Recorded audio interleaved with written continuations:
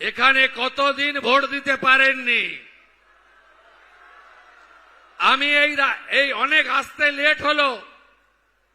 আমি ডায়মন্ড হারবারে পুলিশের সভা করে এই রাস্তায় এসেছি, 20 জায়গায় দাঁড়িয়েছি। একটাই প্রশ্ন ছিল আমার, কতদিন ভোট দিতে পারেননি।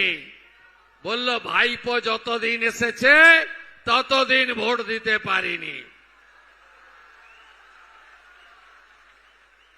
এই পুনর্নির্বাচন শুধু একটা এমএলএ জেতানোর নির্বাচন নয়।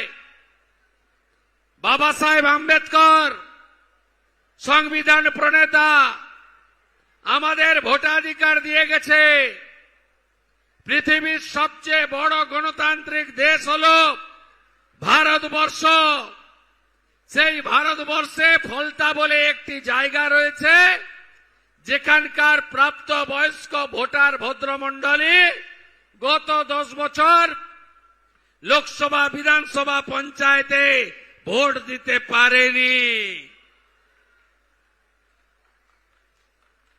এর হিসাব হবে না,